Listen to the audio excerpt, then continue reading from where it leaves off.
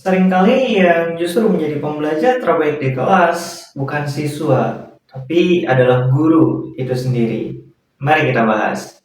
Dari salah satu penelitian yang disampaikan oleh Wong tahun 2022, ditemukan bahwa dalam salah satu penelitian Wong tahun 2022 ditemukan bahwa pembelajaran dengan mengoreksi kesalahan itu lebih baik daripada pembelajaran dengan menandai informasi penting, menggunakan peta konsep, atau menggunakan parafrase, yaitu menuliskan dengan bahasa sendiri.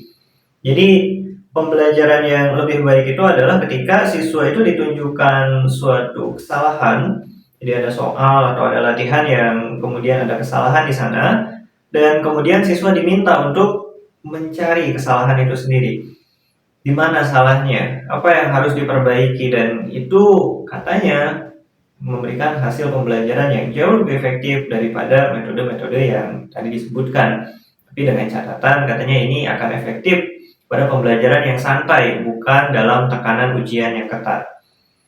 Dan ini tentu dialami oleh guru cukup sering ketika misalnya kita memberikan latihan kepada siswa, kita mengoreksi jawaban siswa, maka di sana kita menganalisis apakah jawaban siswa ini benar atau salah.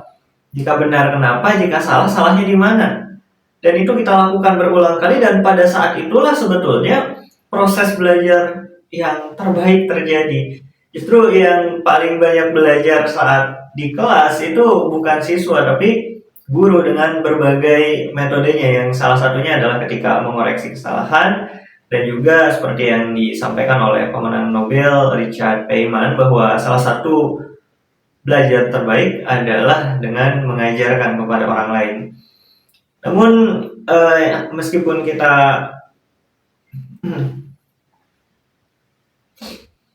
karena itu apa yang kita lakukan mungkin bisa juga kita terapkan kepada siswa. Jadi misalnya yang mengoreksi kesalahan itu bukan hanya kita, tapi siswa itu sendiri. Kita bisa mendesain suatu soal dan latihan yang memang ada salahnya, lalu diminta kepada siswa apakah soal ini ada salahnya atau tidak.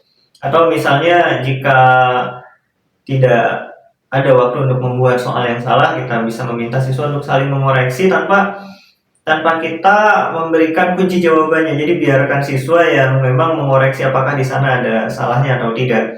Dan hasilnya itu tidak harus masuk ke raport atau agenda catatan kita. Cukup sebagai latihan bagi siswa. Semoga bermanfaat.